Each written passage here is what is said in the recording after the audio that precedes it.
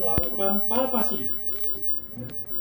Kalian tidak boleh lupa minta pasien tekuk lututnya atau melakukan fleksi lutut pada saat palpasi. Ya, karena bisa dinilai 0 di seluruh poin palpasi kalau kalian lupa. Ya, kalian harus ingat itu. Ya. Jadi yang palpasi saja yang harus ditekuk. Ya. Oke, inspeksi. Pertama, kita menunjukkan dan menyebutkan 4 kuadran abdomen, ya. Jadi boleh jadi kita bagi menjadi 4 kuadran, ya, dan 9 regio. Kalau untuk orang yang kurus, ya, dia kan enggak gemuk ya. Kalau saya sih pakai regio. Kalau dia pakai kuadran aja, ya. Jadi kuadran ya kita bagi ini kira-kira ya di perbatasannya umbilicus ini ya. Ini ada kuadran kanan atas, kuadran kiri atas, kanan bawah, dan kiri bawah. Nah, untuk orang yang lebih gemuk kayak saya bisa pakai penyebutan regio ya. Jadi ada regio, regionya itu dibagi ya. Ya, jadi ada garis sayal gitu ya.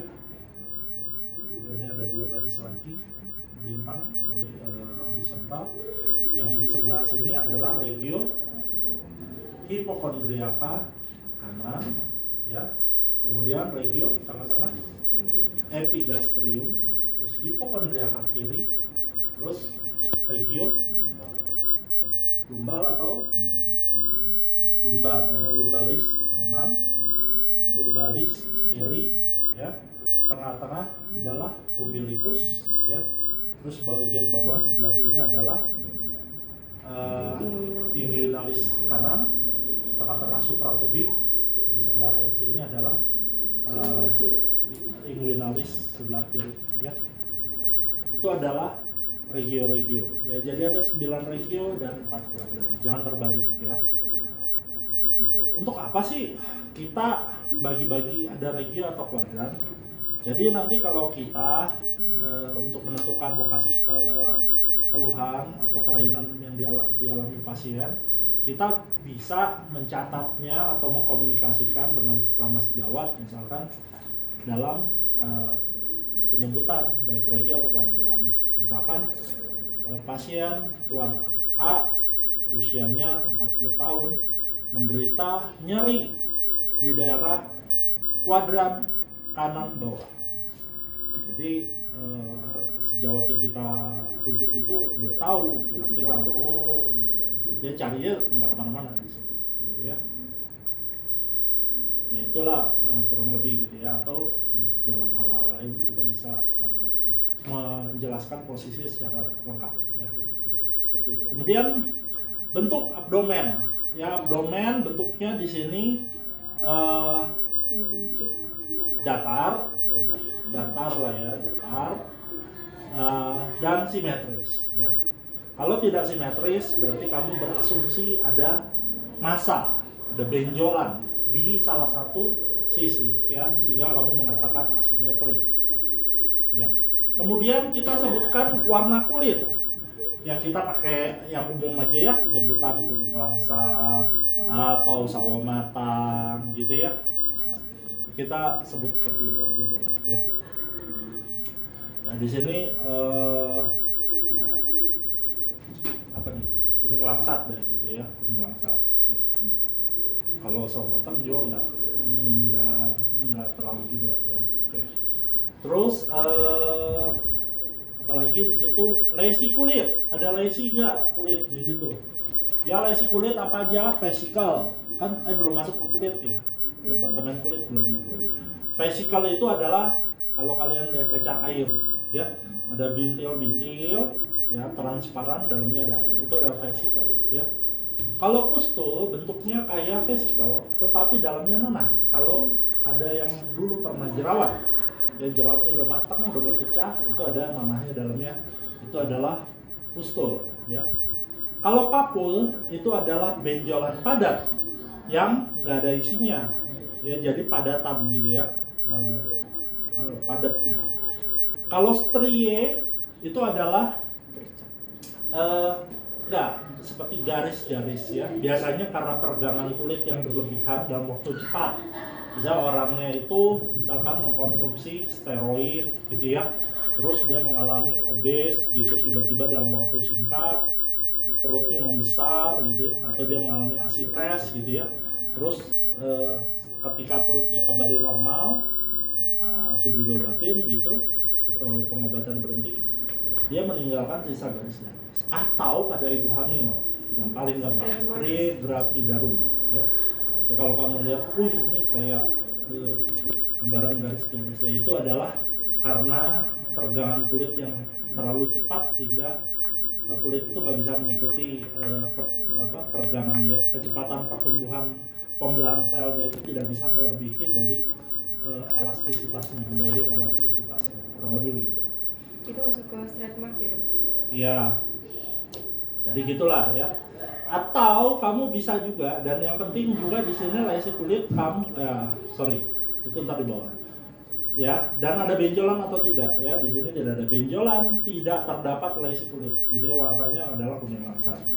Ya, jadi setelah kalian periksa, kalian harus kasih laporan ya. Kasih aja secara lisan, langsung ngomong. Ya, menyebutkan adatnya jenis luka operasi atau sikatrik ya, jaringan parut. Ya, kita lihat bekas-bekas jaringan parut ya. Jadi kita lihat dulu di bagian depan nggak ada jaringan parut ya. Sebenarnya harusnya kan tadi kan kita belajar regio abdomen itu sampai di daerah suprapubik kan. Jadi harusnya sebenarnya kita kalau lihat itu harus sampai ke bagian bawah ya. Inguinalnya pun harus terpapar. Kita baru tahu. Karena kayak operasi appendicitis tuh letak sayatannya lebih di bawah. Ya, kita nggak tahu gitu ya. Nah, terus mungkin juga kalau perempuan plus organ kandungan, ya kan? Ada yang bisa bekas sayatan, bekas seksio, itu kan bisa. Nah, tapi kalau yang di bagian atas ini kita nggak lihat ya, bekas kolesistektomi harusnya ada di sebelah atas ya, nggak ada apa-apa di sini ya. Laparotomi itu biasanya sayatannya melintang ya. Nah, terus reseksi kolon juga ya, appendektomi bisa di kanan atau herniorafi. Herniorafi kalau hernia inguinalis sebelah kanan atau sebelah kiri gitu ya. Terus SC kalau perempuan ya. Kalau cowok jangan dibilang ya, jangan tidak ada bekas SC ya, jelas kan bekas SC ya. Mata. Sorry, ngadep ke sana, tiduran ngadep ke sana. Nah, jadi sekalian aja kita lihat ya di bagian belakang itu, di sini nggak ada bekas luka operasi juga ya. Udah boleh balik. Posisi belakang. Ya, taruh di sini aja ya. Oke. Nah, yaitu di belakang ya. Di belakang itu adrenalektomi, itu posisinya di daerah pinggang belakang ya. Nah, atau nefrektomi ya, itu operasi ginjal ya, atau anak ginjal gitu ya. Oke. Melaporkan adanya pulsasi dan peristaltik pada daerah dinding abdomen. Jadi kita liatin gerakan pulsasi dan peristaltik ya. Pulsasi harusnya pulsasi mungkin aja masih bisa kelihatan ya. Jadi kita lihat biasa di tengah-tengah ya. Biasanya gimana kalau kamu taunya itu pulsasi ya, kalau kamu raba kamu pegang aja nadinya ya, harusnya dia bersamaan dengan gerakan nadi gitu ya. Jadi biasa ada denyutan gitu di dekat daerah pusar gitu ya, kalau kamu lihat itu untuk pulsasi ya, karena getaran dari aorta abdominalis gitu ya. Tapi kalau peristaltik dia seharusnya tidak terlihat, normalnya tidak terlihat ya, kecuali orangnya kurus ya. Kalau orangnya kurus banget mungkin aja bisa kelihatan gerak peristaltik ya. Kalau di dia nggak kelihatan ya. Kalau orang yang nggak kurus, gerakan peristaltiknya kelihatan jelas, yaitu kemungkinan dia ada masalah ileus ya, ada penyumbatan di saluran pencernaan sehingga ususnya berusaha mengeluarkan penyumbatan yang ada di dalamnya gitu ya. Maka gerak peristaltiknya menjadi lebih aktif, meningkat, dan pasien biasanya mengeluh nyeri ya. Kalau orang dengan ileus rasanya sakit perutnya, dan mungkin saja gerak peristaltiknya terlihat dari luar gitu ya. Jadi itu untuk gerakan peristaltik. Nah, kemudian kita selanjutnya ya melakukan palpasi ya. Palpasi seperti yang saya bilang tadi, kakinya harus dipakai ya. Sini ya, harus ya, jangan lupa ya. Terus minta pasien untuk memberikan respon terhadap pemeriksaan misalkan terdapat nyeri. Jadi kita harus mengidentifikasi melalui palpasi ini apakah ada nyeri, apakah ada massa. Ya. Kalau kita bisa rasakan ada nyeri, ada massa, atau pasiennya ketika kita tekan mengeluh nyeri, kita identifikasi lokasinya di mana berdasarkan regio tadi atau berdasarkan kuadran tadi. Ya. Oke, kita gosok dulu tangan kita biar hangat. Ya. Kemudian kita lakukan dulu yang pertama adalah melakukan palpasi umum ya. Pak, nanti selama saya palpasi, kalau misalkan ketika saya tekan, Bapak merasa ada rasa sakit, langsung tolong beritahu saya di lokasi yang saya sebut ya. Oke. Nah, kemudian untuk palpasi umum terdiri menjadi palpasi acak dan palpasi terstruktur ya. Kalau acak berarti kita melakukan secara siksak ya. Jadi kita sentuh ya, kita tekan. Ada sakit Pak? Tidak. Ada sakit? Tidak. Nah, itu secara acak ya. Secara terstruktur kita menggunakan bantuan dari linea-linea yang dulu pernah kita pelajari waktu di Torat. Ya, ada linea axillaris anterior ya. Ini clavicularis sebelah kanan. Di tengah-tengah adalah linea mediana ya. Linea mid clavicularis sebelah kiri dan axillaris anterior sebelah kiri ya. Nah, tapi yang kita tekan tentu saja bukan toraknya. Kita tekan adalah di domainnya ya. Ada sakit Pak? Tidak ya. Nah, sekarang ini sejajar dengan mid clavicularis ya. Ada sakit Pak? Tidak ya. Ada sakit Pak? Tidak ya. Nah, ya. Jadi kalau untuk palpasi umum kita tekan biasa doang ya. Ada sakit Pak? Tidak. Ada sakit? Tidak ya. Itu adalah palpasi umum ya. Pada palpasi umum acak dan terstruktur, tidak ada rasa nyeri dan tidak teraba adanya massa atau benjolan. Itulah problemnya ya. Oke. Sekarang kita masuk ke palpasi organ ya. Nah, kalau palpasi organ, gerakan tangan kita berbeda dengan waktu kita melakukan palpasi umum ya. Dan juga kita harus minta pasien untuk menarik nafas, melepas, membuang, menarik nafas, membuang ya, untuk melakukan palpasi organ ya. Jadi organ yang kita mau periksa di sini ada dua, yaitu palpasi organ, ada tiga, hepar, limpa, dan ginjal. Ya. Untuk hepar, ya ada dua bagian, jadi ada lobus kiri dan lobus kanan hepar, gitu ya. Untuk lobus kanan kita periksa mulai dari regio inguinalis sebelah kanan, ya kita naik ya sampai ke bawah arcus costae sebelah kanan ya. Caranya melakukannya seperti ini ya. Coba Bapak tarik nafas ya, masuk ya, kita raba, buang, tarik nafas ya, buang ya, tarik nafas ya, buang, oke, tarik nafas ya, buang. Tarik nafas, buang. Jangan terlalu cepat ya, tarik nafas, buang, tarik nafas, buang, tarik nafas, buang. Pasiennya bingung ya, buang nafas, emang kelinci dari cepat ya. Kalau untuk yang di lobus kirinya kita mulai dari daerah suprapubik sampai ke bawah epigastrim ya. Jadi di situ ya. Tarik nafas, buang, ya. Tarik nafas, buang. Tarik nafas, buang, tarik nafas, buang, tarik nafas, buang, nafas, buang. Yang kita rasakan adalah dengan tepi jari ini kita ya.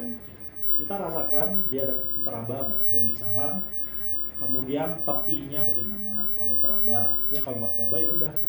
Kalau teraba ada pembesaran, tepinya tajam atau tumpul, konsistensinya benjolan itu yang teraba itu lunak atau keras kayak gitu ya. Itu kita harus laporkan ya. Oke. Tapi ukurannya berapa? Jadi kalau untuk hati kita bilangnya berapa jari di bawah arcus costae sebelah kanan ya, atau di bawah processus xiphoid ya, berapa jari di bawah processus xiphoid itu kalau pembesaran hati ya. Jadi sekali lagi dinilai apa aja, ada pembesaran atau tidak ya, terus tepinya tadi ya, tajam atau tumpul, ukurannya tadi ya berapa jari itu, kemudian permukaannya ya, permukaannya rata, licin atau berbenjol-benjol gitu ya, konsistensinya lunak atau keras gitu ya, ada nyeri tekan atau tidak ya. Oke. Nah kemudian yang organ ya, yang kedua adalah limpa ya. Limpa dinilainya dengan menggunakan Suffner ya. Jadi Suffner itu ya, atau Hayal British Hayal yang membagi limpa menjadi 8 ya, ada Suffner 1 sampai 8. Dengan Suffner 1 adalah di bawah arcus costae sebelah kiri, dan Suffner 8 letaknya adalah di inguinalis adisias sebelah kanan ya, melewati umbilicus ya, jadi menyilang ya. Jadi kita merabanya untuk Suffner mulai dari Suffner 8 dulu ya, baru turun ke Suffner 1 ya. Jangan terbalik ya, jangan bilang satunya di sebelah sini, 8 di sini, salah. Satunya di sini, 8-nya di sini. Kita raba mulai dari 8 turun ke 1 ya. Caranya kayak waktu tadi meraba hepar ya. Tarik nafas, buang ya. Tarik nafas, buang gitu ya. Tarik nafas, buang. Tarik nafas, buang ya. Dan seterusnya gitu ya. Nah, kita harus gini ya, lihat gerakan tangan saya ya. Nah, jadi merabanya tuh harus begitu. Beda dengan waktu meraba palpasi umum ya, tekan biasa ya. Palpasi umum tuh raba biasa. Nah, sebutin hasilnya berapa. Kalau kamu ngerasa limpanya besar di Suffner ya, di Suffner 3 ya sebutin Suffner 3 gitu ya. Nah, limpanya ada pembesaran atau ya ada pembesaran lian atau limpa di Suffner 3 gitu ya, misalkan. Contohnya pada apa yang kasus-kasus di Indonesia yang bisa ditemukan hepar lian membesar, contohnya malaria gitu ya, itu kan ya yang ya intinya sih di mana terjadi destruksi dari eritrosit yang meningkat ya, sehingga jaringan RS itu lebih aktif ya, itu pasti limpanya menjadi membesar gitu ya. Itu adalah limpa ya. Gitu ya. Laporkan ukurannya tadi dalam Suffner, konsistensinya ya sama, kenyal atau keras, terus ada nyeri atau tidak ya. Kemudian palpasi ginjal ya. Melakukan palpasi ginjal ya, pemeriksaan balotemen, tangan kiri di bawah di sudut costovertebra mendorong-dorong ginjal ke atas, sedangkan tangan kanan di atas merasakan, dan sebaliknya ya. Jadi cara melakukannya begini. Kamu tahu ya sudut costovertebra ini kan tulang kosta ya kan, yang terbawah dengan vertebra. Jadi sudutnya kurang lebih di daerah situ ya, balotemen ginjal ya. Caranya melakukannya begini ya, palpasi ya, jadi ditekan gitu ya, terus yang satu tangan dorong ke atas, yang atas merasakan ya, terus ganti yang di atas dorong, yang di bawah diem merasakan. Ya. Kalau untuk yang sebelah kiri seperti ini, ya. Sama ya, sama. Jadi ketika satu bergerak ya, yang satu berusaha merasakan, ketika yang atas bergerak, yang bawah diem merasakan. Gitu ya. Itu adalah merasakan adakah balotemen ginjal teraba atau tidak ya. Misalkan contoh pada kasus hidronefrosis ya. Oke. Terus kemudian sekarang kita melakukan perkusi ya. Jadi itu udah selesai palpasi. Sekarang kita masuk ke perkusi. Perkusi kakinya diluruskan ya. Tidak fleksi. Yang pertama adalah melakukan dan melaporkan hasil pemeriksaan perkusi acak terstruktur ya. Ya, jadi kalau acak berarti secara siksa seperti tadi waktu kita melakukan palpasi ya. Kalau terstruktur ya sesuai panduan dari linear-linear tadi itu yang ada 5 itu ya sama ya. Kemudian kita di bagian perkusi juga kita nanti akan lakukan pemeriksaan sudut costovertebrae ya. Jadi kita mau ada nyari ketok CVA, dibilangnya costovertebrae angle itu positif atau enggak gitu ya. Dan kemudian kita mau juga periksa di sini adalah adanya shifting dullness atau ada atau tidak. Itu shifting dullness adalah pada asites ya. Jika di dalam perut ada cairan ya. Ada cairan di perut ya. Jadi kita mau periksanya nanti pemeriksaan shifting dullness. Sebenarnya ada satu lagi ya, shifting dullness atau satu lagi adalah pemeriksaan undulasi ya. Nah, kalau shifting dullness itu dilakukan kalau asitesnya tidak seluruh perut ya, jadi masih ada bagian yang timpani. Tapi kalau untuk pemeriksaan undulasi ya, itu kalau asitesnya udah memenuhi seluruh perut ya, abdomen, itu kita pakai pemeriksaan undulasi ya. Oke, kita mulai. Jadi pertama kita melakukan perkusi dulu ya, secara acak dan terstruktur ya. Perkusi.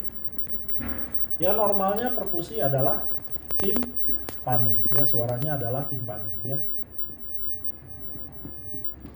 Ya, kemudian kita secara terstruktur mengikuti linear ya.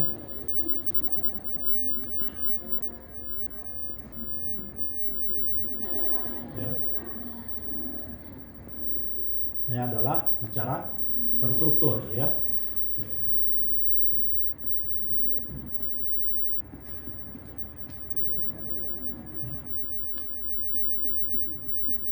Ya, caranya standarnya seperti ini ya, lakukannya ya.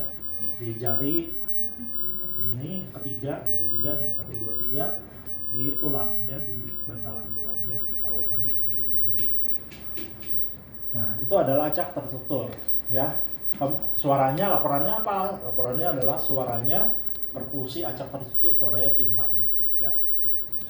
Nah, kemudian kita melakukan pemeriksaan nyari ketok CVA ya. Nyari ketok CVA, boleh duduk.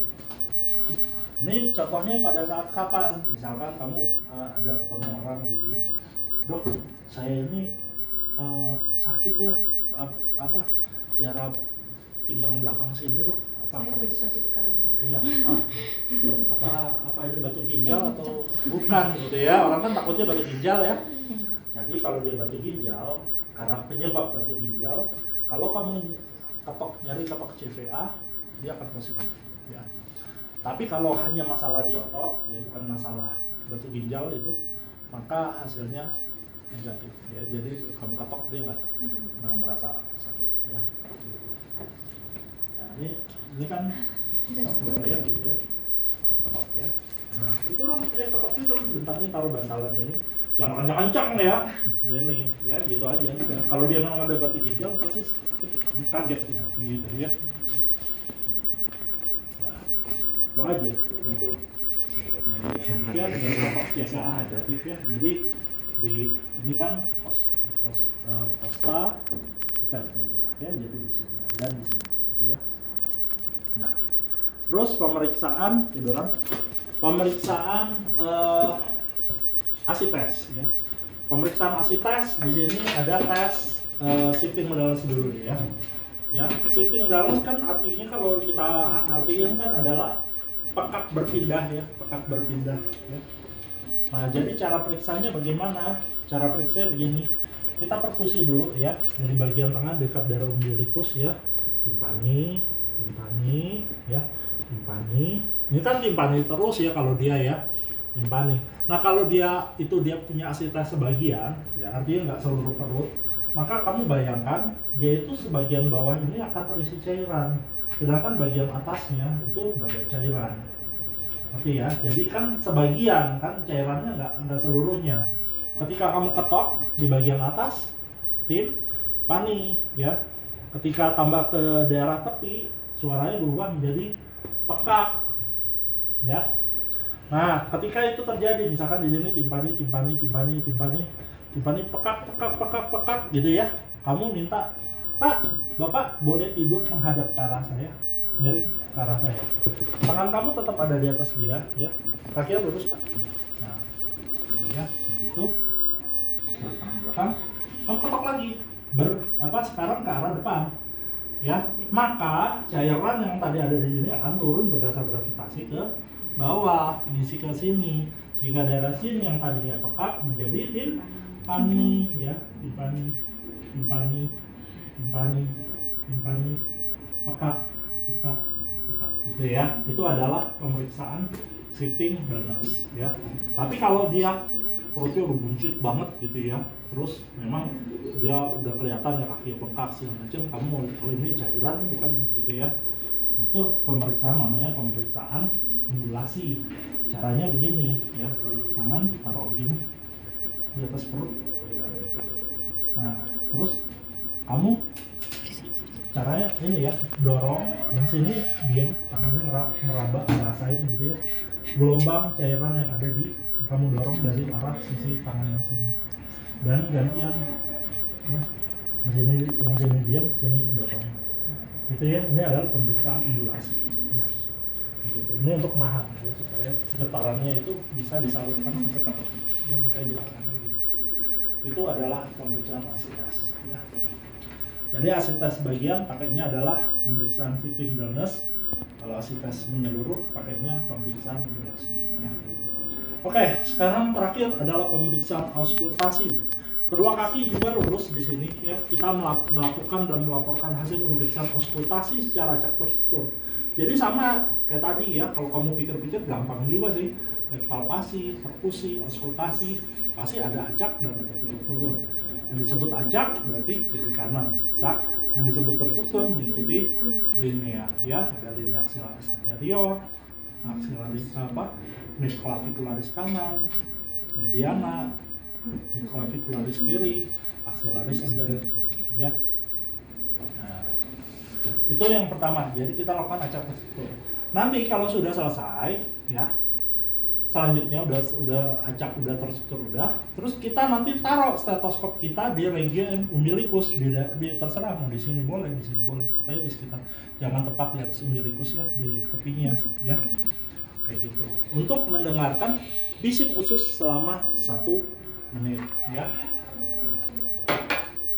Jadi ya kita cek dulu ya stetoskopnya udah bisa mendengar atau enggak ya. Ini kita atur dulu ya, mungkin bisa buka ya, kita atur dulu dan kita dengerin secara acak ya, biasa aja ya. Jadi kita dengerin gitu ya.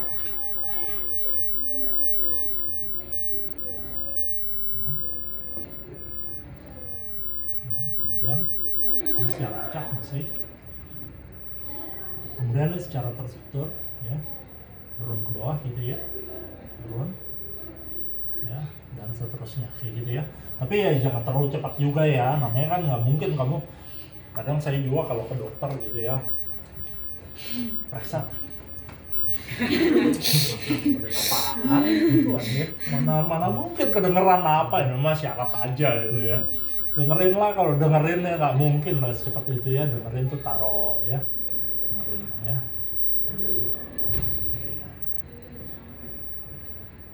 Ya, itu ya. Oke. Itu cara mendengarnya ya. Cara star struktur ya. Baru terakhir kita dengerin di daerah regio umbilicus ya. Secara selama 1 menit kita lihat jam ya. Baiknya jam detik ya, bukan jam digital. Kita lihat jamnya ya selama 1 menit. Kita hitung berapa frekuensinya ya. Dan kita nilai kesannya apakah suaranya itu adalah hiperperistaltik, normoperistaltik atau hipoperistaltik ya. Gitu ya. Untuk berapa sih bising ususnya gitu ya, itu sekitar 10 sampai 12 itu secara frekuensi, tetapi tidak berarti kalau dia itu tidak berarti hiper itu pasti abnormal, belum tentu. Kan kalian belajar kan di pencernaan bahwa gerakan peristaltik itu bisa aktif gitu kan, banyak pengaruh. Kamu lapar aja kan gerakan peristaltik meningkat kan, hiperperistaltik. Tapi apakah itu kelainan, apakah itu patologis? Enggak gitu kan, enggak juga gitu ya. Kalau menurut hipoperistaltik itu mungkin bisa juga kelainan atau bisa juga tidak kelainan juga ya. Jadi kita nggak kita apa sih kalau hiperperistaltik itu suatu kelainan, belum tentu ya, seperti itu. Tuh. Nah untuk pakainya frekuensi atau gimana ini nanti saya masih tunggu dari pakar maunya gimana. Kalian waktu kuliah pengantar ada pakai apa? Sebab ada sebagian yang dulu di pakar itu, pakar penyakit dalam, pakainya frekuensi jadi 10 sampai 12 misalkan. Tapi ada Dokter Susan, setahu saya pengantar Dokter Susan Braha yang ngajar kalian ya. Terakhir seingat saya beliau itu menyampaikan tidak menghitung frekuensi, tetapi hanya kesannya saja. Misalkan bunyinya terlalu aktif gitu ya, gumur gitu, nggak ada jedanya, itu berarti hiperperistaltik. Ya, kalau suaranya masih ada di antara suara bising usus itu masih ada jeda gitu, atau suara tanpa suara, itu dikategorikan normoperistaltik. Tapi kalau jaraknya terlalu jauh antara bunyi usus yang berturut-turut itu jaraknya jauh, itu hipoperistaltik. Itu beliau tuh pernah menyampaikan kayak gitu. Jadi nggak lagi menghitung berdasarkan berapa frekuensinya. Kalian diajarin gimana? Di kuliah pengantar gimana?